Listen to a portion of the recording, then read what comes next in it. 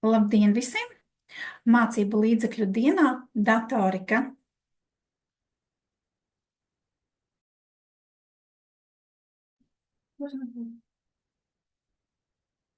Tā vienu mirklīti. Iepazīsimies. Mani sauc Kristīne Ieviņa Rotkāja, un es esmu klientu attiecību vadītāja. Un šodien mēs stāstīsim par datorikas skolēnu grāmatu, bet nedaudz vēl par mācību līdzekļiem. Tātad izdevniecības skolas vārds skaitļos un faktos. Izdevniecība izveidota kopš 2012. gada, un 3. gadu mēs jau veidojam mācību līdzekļus. Mēs sadarbojamies ar visām Latvijas skolām, un šobrīd jau ir izdoti vairāk kā 700 e-žurnālu izdevumu numuru. Un mums ir lieliski arī skolām metodisko materiālu krātuve, kur ir vairāk kā 2000 darbiņu priekšskolotājiem kā atbalsts, vairāk kā 1200 metodisko materiālu pirmsskolas krātuvītē, ir apjomīga digitālā līdzekļu krātuve, kur ir tātad pieejami visi mācību līdzekļi. Un līdz 2024. gadam izdoti vairāk nekā 70 drukātie mācību līdzekļi dažādos mācību priekšmetos. Un visas šīs lieliskās mācību grāmatas ir veidojuši 55 praktizējuši skolotāji un mācību spēki. Un, protams, arī 95% mums ir apmierināti gan skolotāji, gan vecāku, gan skolēnu. Mācību līdzekļu pamatskolai. Tātad matemātikas 4. klases mācību grāmata būs pieejama šogad, un arī 5. klasītē būs pieejama šajā gadā. 6. klases matemātika būs pieejama 2026. gadā. Latviešu valoda 4., 5. un 6. klases grāmatas būs pieejamas 2026. gadā. Sociālās zinības un vēsture 4. klasītē jau būs šajā gadā, un 5. un 6. klasē sociālās zinības un vēsture būs pieejama 2026. un 2027. gadā. Latvijas un pasaules vēsture 7. klasē jau ir pieejama, un šogad būs arī 8. klasē, tā kā iepriecināsim arī šo klasi. 9. klasē būs 2026. gadā.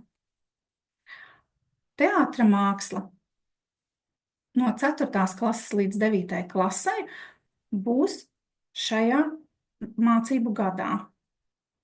Mūzika 4. klasē un arī dabas zinības un datorika 4. klasē. Šīs visas mācību grāmatas būs pieejamas šajā mācību gadā. Dizains un tehnoloģija 4., 5. un 6. klase jau ir pieejamas šīs mācību grāmatas, kā arī inženierzinības 7. klasē skolotāja grāmata. Un inženierzinības rokas grāmata, rakstām grāmata būs pieejama šajā mācību gadā. 7. klases bioloģija būs pieejama 2025. mācību gadā, un 8. klases bioloģija būs pieejama 2026. mācību gadā. Fizika. Uzdevuma būrnīcas un skolotāja grāmatas 8. klasē un 9. klasē jau mums ir pieejamas. Un rakstām grāmata 8. klasē un 9. klasē tātad būs pieejama 2025. mācību gadā un 2026. mācību gadā 9. klasē. Ķīmija 8. klasē rakstām grāmata bērniem būs pieejama 2025. gadā. 9. klasē rakstām grāmata ķīmijā būs pieejama 2026. gadā. Un datorika 4. klasē skolēnu grāmata būs pieejama šajā gadā. Un par datoriku mums vairāk pastāstīs Grieta Venberga, mācību līdzekļa datorika 4. klasē autore un arī skolotāja.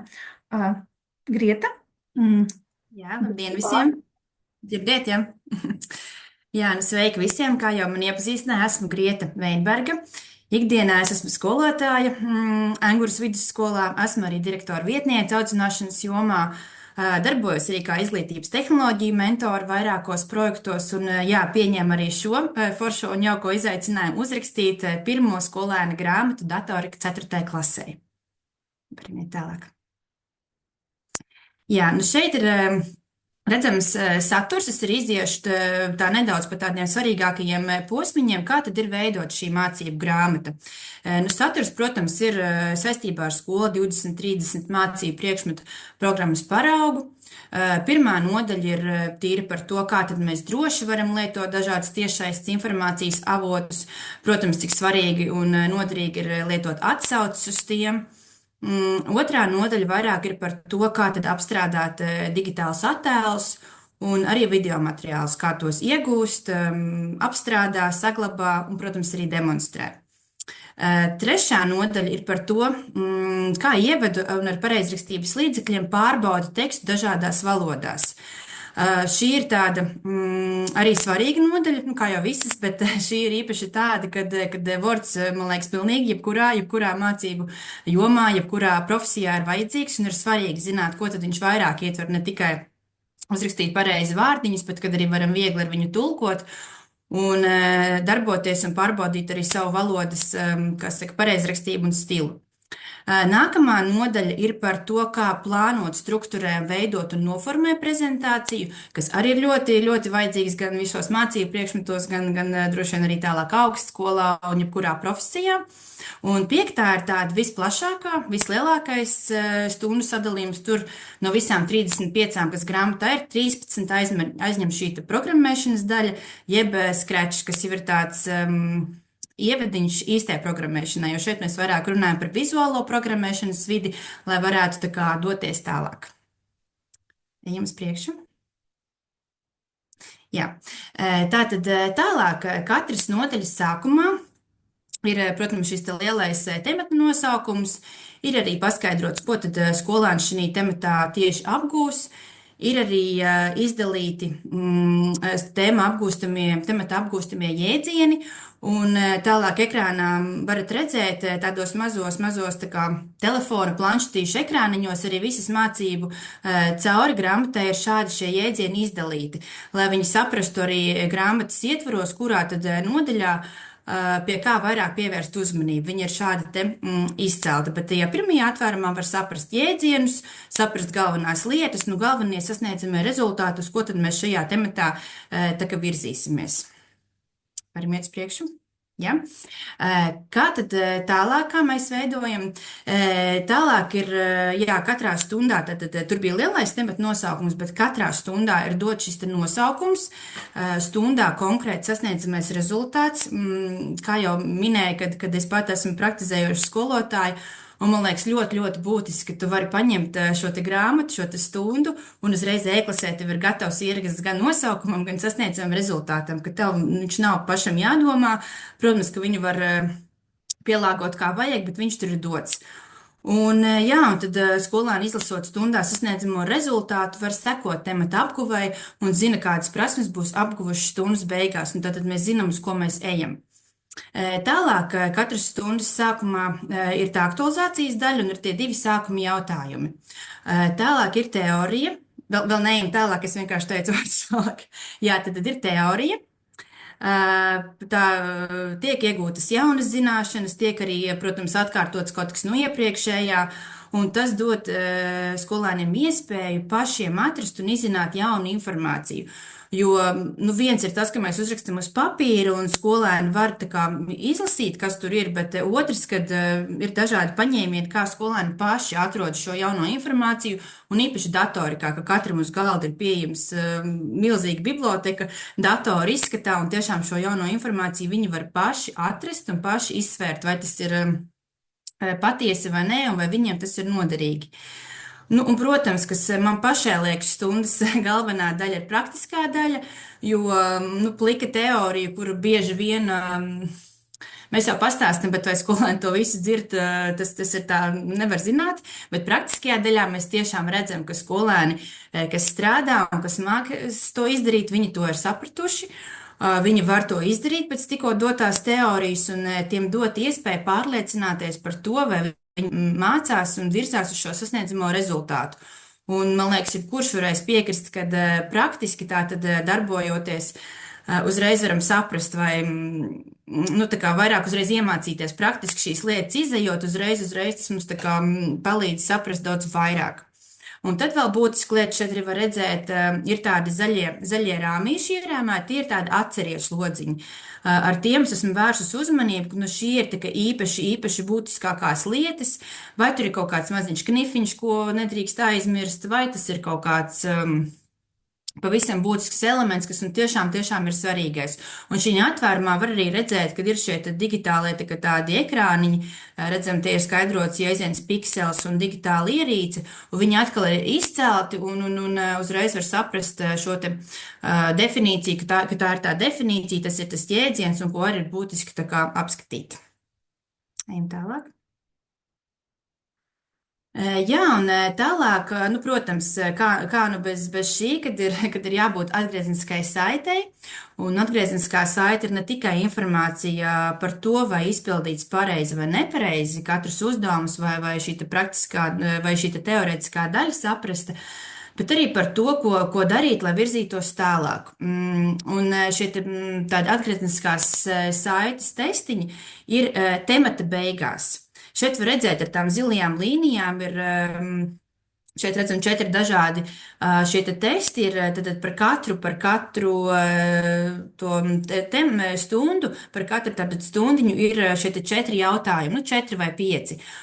Bet testi visi ir sakārtoti paša temata beigās, jo tad skolotājs var saprast, kā labāk viņam rīkoties.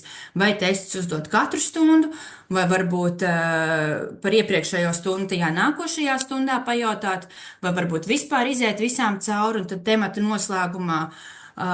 Jā, pareizās atbildes šeit skolēnu grāmatā nav ietverts, tās būs papildus skolotāja grāmatā.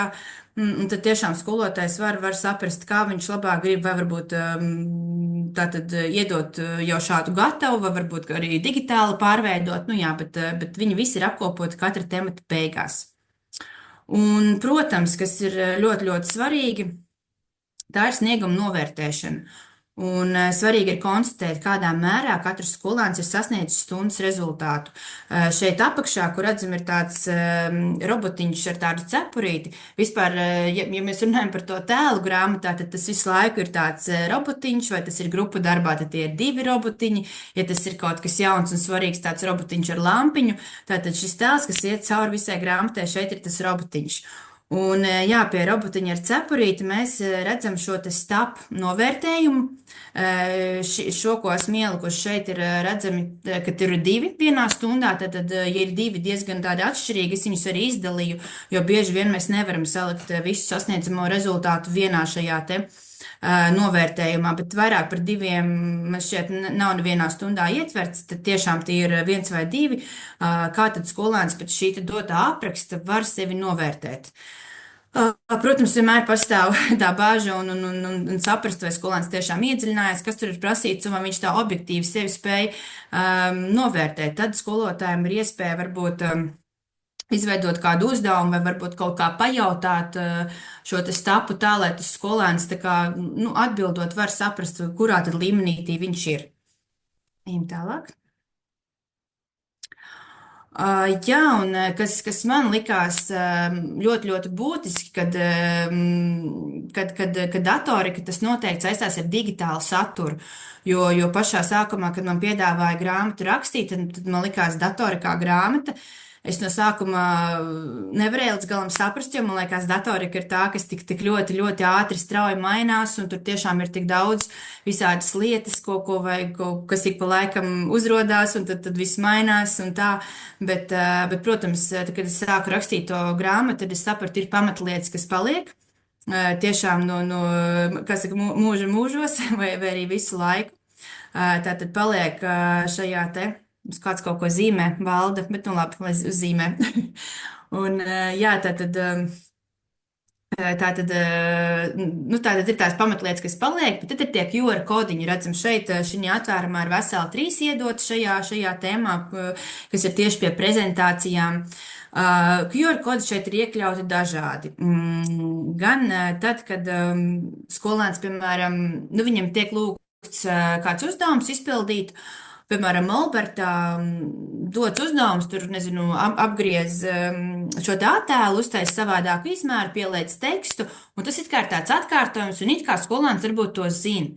Bet, ja viņš gadījumā nezina, viņam ir iespēja paņemt savu digitālo viedierīci, noskenēt šo te kvadrātu kodu, un tā tad jāsaprast, kā tad šo te izdara. Bieži vien, piemēram, pie Scratch nodaļā es esmu iedevusi arī tā kā iespējamu uzdevumu atrisinājumu. Es nesaku, ka tas ir viens vienīgais pareizais, bet skolēnam pēc sava uzdevuma izpildes, vai varbūt cits vispār netiek tālāk, un viņam vajag šo nelielo palīdzību, viņš var ieskatīties, kāds tad ir iespējamais šīs te programmas parauga atrisinājums, un tas viņu tādējādi virz uz priekšu.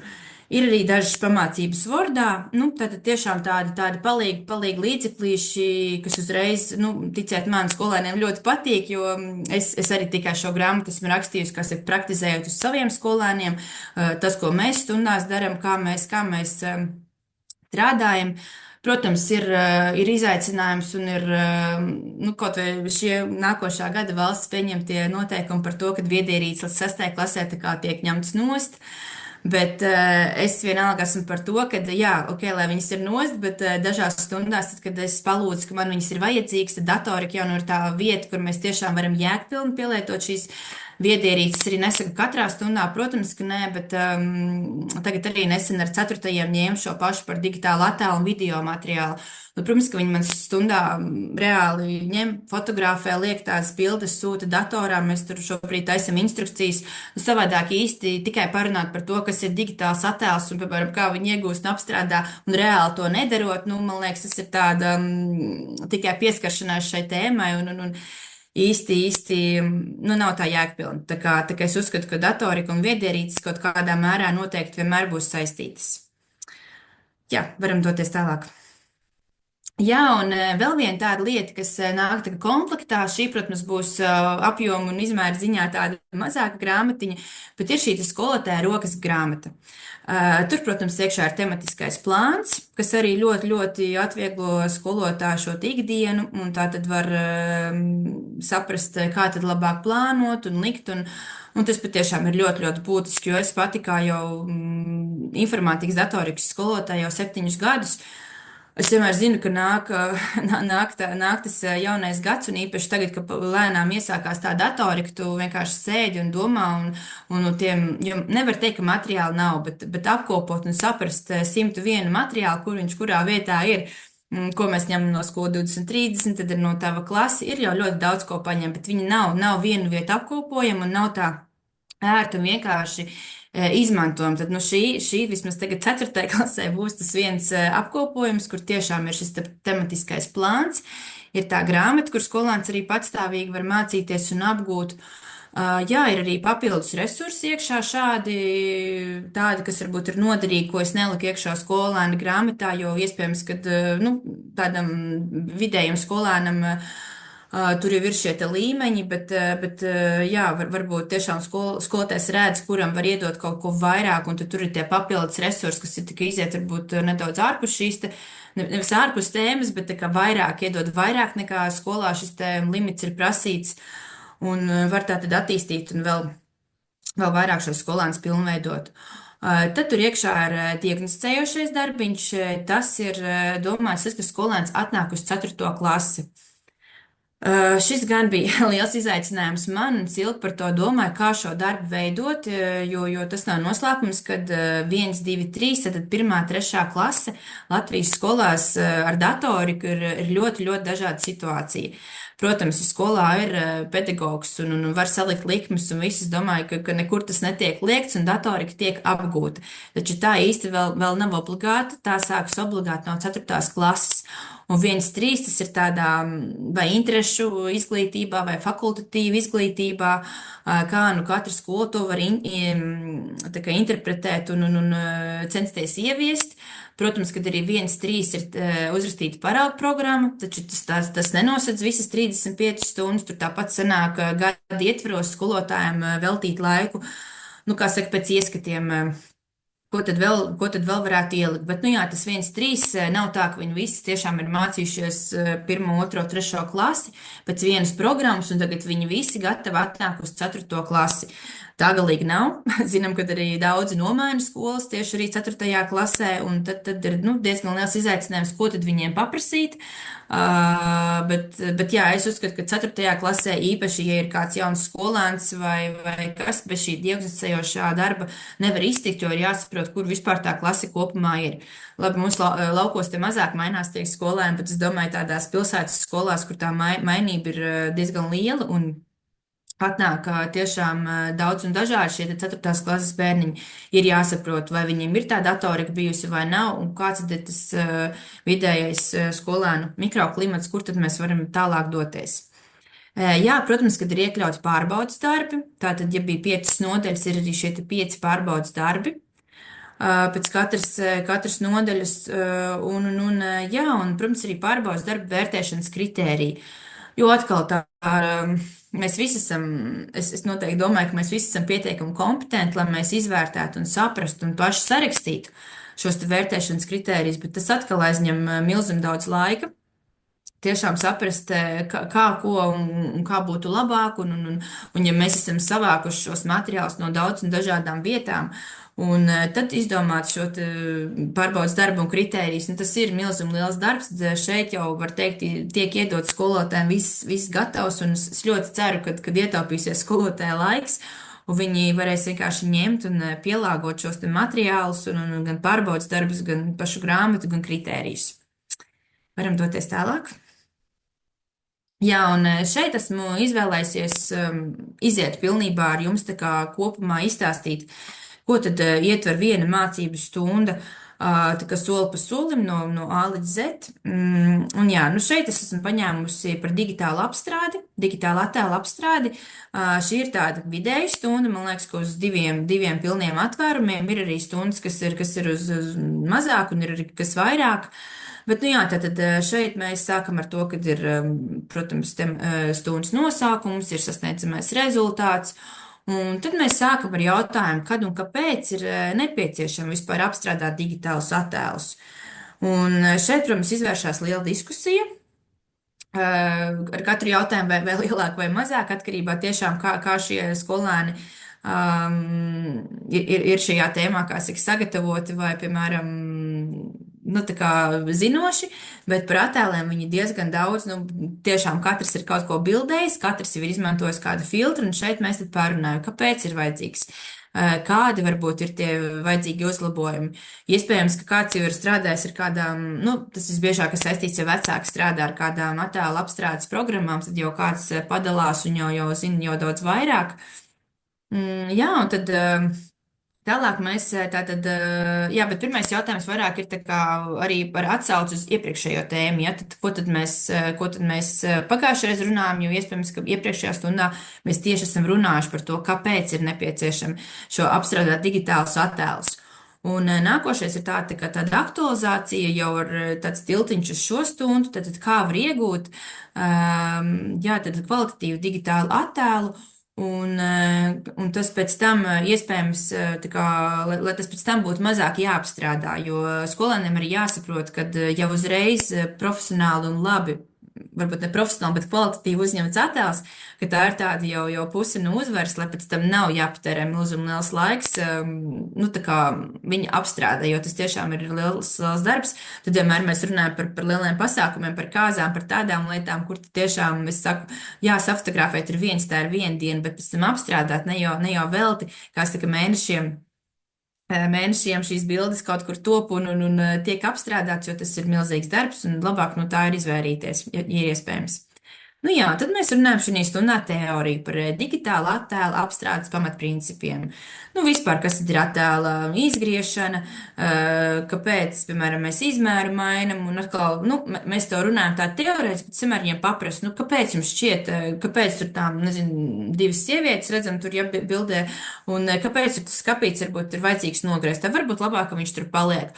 Un tās atbildes ir dažādas, un tad mēs tieši arī saprotam par to, ka tā ir tāda arī gaumas lieta, un tas viss ir arī jāsaprot, jo viņi arī ir tā kā mazi ekspertiņi, un viss ir jāņem tā kā vērā, ja visu laiku teikt, ka nē, šitā nē, tikai tas ir pareizi, kā es stāstu, tad viņam arī tā motivācija jau tiks, kā saka, nogriezt saknē, un viņam tālāk paigi negribēs komunicēt, tā kā. Jā, protams, neļaut runāt muļķības, bet uzklausīt arī, ko viņi saka par krāsu korekciju. Šeit arī vienmēr stāstu, ka nevaram nenormāli aizrauties arī par filtriem. Tieši tas pats attiecās, ka nevaram tur salikt pilnīgi tā, ka bildi nevar pazīt. Arī par tiem ābolīšiem varam diskutēt, kura bilde tad izskatās skaistāk, vai tā īstā, vai tā otra. Un varbūt mēs pat to tā nevarēsim izdiskutēt, jo droši vien katrai bildē ir savs mērķis un savas vajadzības, kur to var likt. Jā, un par asumu regulēšanu, tas ir par kvalitāti un par izšķirtspēju. Nu, tad tālāk mēs runājam par datorizētas attēlu apstrādes priekšrocībām un par trūkumiem. Nu, tā tad ir, cik daudz ir priekšrocības, tik ir trūkumi. Tagad skaļi nelasīšu, neiešu cauri, bet vienmēr jāprāt šīs divas lietas. Jo, kad tas ir nepieciešams, šī digitāla apstrāde skaidrs, tā ir, bet kad ir plus un mīnus, tas arī skolāniem ir jāsaprot. Ejam tālāk. Jā, tad, protams, kad es iedodu digitāli apstrādes rīkus, šeit atkal jāskatās skolotājiem no laika, vai mēs varam visos, kā saka, ielīst, paskatīties un pamēģināt, jo tas, protams, atkal ir daudz jēgpilnāk, un tā mums skolā ir ļoti labi sakārtots ar to, ka visiem ir šis skolas e-pasts, un viņi, principā, ar manu piekrišanu var tikt gandrīz jebkur, viņiem nav jālieto savus privātais Gmails, jo skolā, nu, vai privātais e-pasts, jo skolā visiem ir šis Gmail konts, un tas ir ļoti labi. Viņi diezgan ir iemācījušies viņus lietot, un varam tiešām iet, un, protams, ka vienā stundā mums nesanāk iet, bet es esmu iedevuši šos te apstrādes rīkus tiem, kam šī tēma, kas saka, vairāk aizraus, viņi noteikti mājās ir pavērt grāmatu, paskatīties, un noteikti pamēģināt, un saprast, kurš kuram labāk patīk, jo atkal tas ir ieradums, tas ir gaumas jautājums, es nevaru pateikt, ka tas viens ir vislabākais vai tas ir trešajā vietā. Tas būs pilnīgi kā katrs ir pieredzis lietot un kā kuram patiks. Nu, un tad ir pats tāds atkal būtiskais, redzam, otrās lapas augšā šis te atceries, kas ir pats svarīgākais no tās tēmas, kas paliek. Un jā, un tad ir praktiskā daļa. Un es esmu diezgan bieži arī devusi arī darbus pāri. Redzam, ir 2 robotiņi, tas nozīmē pāri darbs. Un, piemēram, pirmajā viņiem ir doti 4 attēli, un jāsaprot, kas tur īsti labs nav, ko tur varētu uzlabot. Viņi atkal grupiņā tad izrunā šo te, pēc tam, protams, kad tas jāizrunā visiem skaļi klasē, jo atkal, ja mēs šos te grupu darbus tā kā nepārunājam, vēlāk pēc to izpildes, tad atkal tam nav tā kā liels jēgas. Vienmēr tas ir jāizrunā, atkal jāveido šī diskusija. Un, jā, un tālāk ir pildi patstāvīgi. Šeit jau ir, man liekas, jā, tieši par to molbārtu, ko es iepriekš runāju, kad ir dots tas kvadrāta kods, ir šis te uzdevums uzdots, kas viņam ir jāizdara ar šo te vienu bildīti. Bildīti arī, protams, būs dota līdzi, būs arī šī te digitālā krātuve, kad jūs uzreiz jums nebūs jāmeklē šī te citrona bildīte vai kas man tur ir dota, bet jūs varēsiet, jā, to bildīti paņemt jau gatavu un skolēni varēs ar viņu uzreiz darboties. Un, ja nu kāds solis vai kaut kas ir aizmirsts, tad viņš var noskanēt skolēns šo te kvadrātu kodu un pastīties, kā to izpildu. Pēc tam skolēns tiek aicināts pārbaudīt sevi un izpildīt testu 47. lapas pusē, uzreiz tiek norādīta lapas puse. Bet, kā jau es minēju, to skolotājs ir izdomāt, vai viņš to dara šobrīd, vai vēlāk, vai varbūt nākošu stundu, tāpēc tas tests šeit nav. Bet viņš ir dots tālāk, jebkurā laikā, kā pēc skolotāja ieskatiem, kā to var, tā kā, kad ir, liekas, vislabāk viņu veikt, tad arī var veikt. Un tad ir novērtēs sevi, un šeit, redzat, ir tas viens snieguma līmeņa apraksts, un skolāns atkal izlasa, kas tad šeit ir, un atbild. Varam iet tālāk. Jā, un es jau lēnām tuvojos nobeigumam par grāmatu, es būšu izstāstījusi. Bet, jā, bija sākumā afišiņā, vai tad, kad skolas vārds izsludināja šo pieteikšanos, bija solīta tāda praktiskā darbošanās ar fotonu izglītības robotiem. Bet tā nu sanāca, ka mēs lielākā daļa no jums vēlējās tikties attālināti. Un tāpēc esam šodien Zoomā, un, protams, ka īsti praktiski darboties ar robotiem, ja viņi jums nav uz rokas, īsti nav iespējams. Es, protams, varēju šeit rādīt, nezinu, kā tas robots braukā pa ekrānu vai kā, bet tas īsti nezinu, vai jums daudz ko dotu. Bet, jā, līdz mēs tiekam līdz fotonu robotiņam, es gribu nedaudz ieskicēt par izglītības tehnoloģiju biblioteku, ko veidoja StartIT. Droši vien šo organizāciju daudz no jums zina. Tātad, jā, tas ir tāds lielisks projekts, kur arī nākošais gads, jebkurš no jums, kā datorikas skolotājs, var pieteikties un mācību gada laikā tiek saņemtas uz skolu 3 līdz 4 izglītības tehnoloģijas. Varat redzēt arī ekrānā, kādas bija šogad tehnoloģijas. Bija šis te M-Boot robotiņš, bija arī fotoni šie robotiņi. Tad bija šī BBC mikrobiti, Class VR brilles no Siguldas un papildinātās realitātes dažādas lietotnes tika piedāvātas. Es arī esmu mentors šajā projektā, tātad es esmu arī izstrādājis tur materiālus. Man liekas, tas ir tā lieliski, ka tev iedod to robotiņu un, nu, vai jebkuru tehnoloģiju, un tev atkal ir gatavi materiāli, tev ir gatavi stundu nosaukumi, sasniedzami rezultāti, un mēs kā mentori arī šajā te laika, nu, visu laiku esam tā kā līdz pastāvoši, kurā brīdī var mums pazvanīt, pajautāt kādu tehnisko palīdzību un tāds atbalsta pasākums, nu, man liekas, arī. Un jā, un, protams, beigās par to tiek iegūta 52 stundu šī apliecība. Tas nav par grāmatu, un es vairāk par šo projektu nekavēšos. Ja ir interesi, tad varat man rakstīt, jautāt. Un par pašu fotonu robotu, kāpēc tieši to es izcēlu, tāpēc, kad, nu, pirmkārt, es esmu, kā jau es minēju, diezgan daudz esmu rakstījusi šos te metodiskos materiālus. Tas bija vispār arī mans maģistra darba izstrāde 22. gadā, un tā ir aizgājusi tā robotikas un datorikas tēma, tāda cieši un tuva. Un apakšā jūs vienkārši redzat, es šobrīd pat nestāvētīšu par to robotu, bet viņš ir ļoti, ļoti, ļoti gudrs un foršs ar 10 sensoriem, un viņš ir mīlīgs un bērniem patīk. Bet šeit ir iedota saskarne, kas man viņām vislabāk patīk, ka viņš ir ļoti, ļoti plaši izmantojams.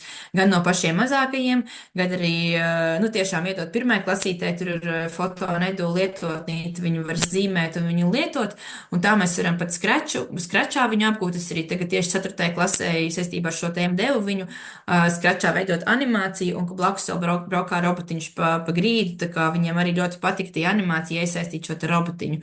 Līdz pat JavaScriptam un Pythonam viņš darbojas, tā kā, nu, principā arī līdz vidusskolē mēs tiekam. Tā kā jā, ļoti, ļoti plašas iespējas. Es vienkārši nevarēju jums šodien par viņu tā kā nepastāstīt, ja jau reiz tas tā kā bija solīts, bet droši vien arī es vairāk par šo tā kā nekavēšos, ja mēs noteikti vēl veltīsim laiku jautājumiem gan par grāmatu, gan par projektu un par robotiņiem. Tad jā, no manis tas tā ātrā skrējienā šobrīd viss, un es tiešām laipni aicinātu uzdot jautājumus, ko varbūt vēl varu pastāstīt. Paldies!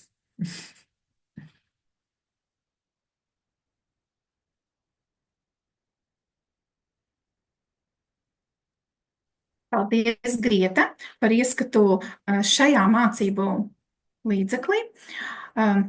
Varbūt ir kādam jautājums. Šī ir lieliska iespēja uzdot jautājumus par šo mācību grāmatu un iegūt atbildes. Varbūt tātad jautājumu čatā mums, ja es nemaldos. Es arī redzu čatiņu, tā kā droši varat rakstīt, es arī varu atbildēt. Jā. Kamēr mēs gaidām jautājumus, tikmēr es arī varu pastāstīt par tātad mūsu mācību līdzekļiem. Mūsu izdevniecības mācību līdzekļi no 1. līdz 9. klasē šajā posmā tiks pabeigti līdz 2027. gadam. Un mums ir lieliska digitālo līdzekļu krātuve, kur ir pieejami visi mūsu mācību līdzekļi. Un šis ir lielisks veids, kā iepazīt mācību līdzekļus un arī skolotājiem tātad gan rādīt uz digitālajiem ekrāniem, gan izmantot arī darba burtnīcas. Vai ir vēl kāds jautājums varbūt dalībniekiem?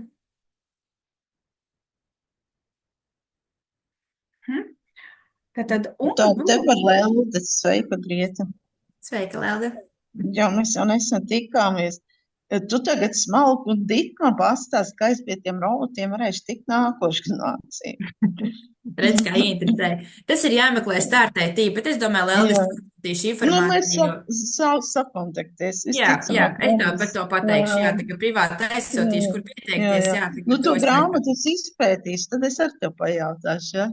Labi, labi, tā jau īstenībā arī ir īstenībā praktiski uz rokas saņemot šo Jā. grāmatu, sākot strādāt, tad tikai, ja tie jautājumi arī rodās, jo tagad jau tādā zumiņā es visu izstāstu, liekas, viss skaidrs, bet, kad tev reāli viņa rokās un sāc kaut ko darīt, viņa jau, zikā, kad sāk strādāt, tad arī tie jautājumi rodās. Tā bieži vien arī ir. Bet es esmu arī atvērta, kad kura grāmatiņu saņems, iegādāsies, droši var rakstīt, var meklēt un protams, palīdzēšu un atbildēšu. Nu, viņa tev ir arī digitālais tajā skolā vārdā.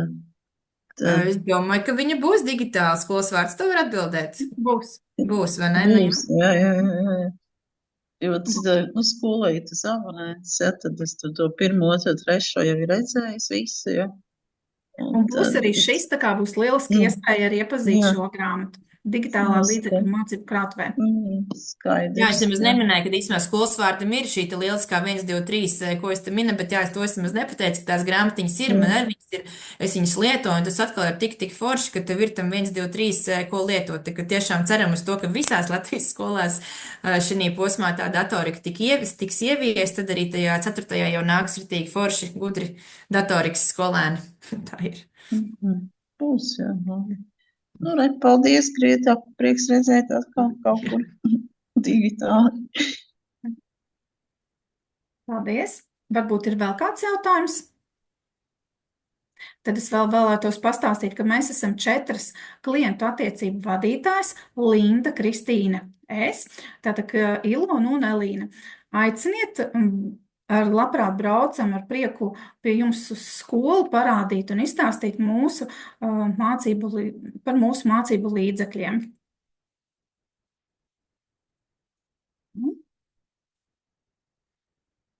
Varbūt ir kāds jautājums čatā? Nav? Vai varbūt klātienē vēl kāds vēlās kādu jautājumu uzdot? Tad saku visiem lielu paldies, paldies par piedalīšanos šajā mācību līdzekļu dienā un visiem veiksmi! Uz tikšanos skolās!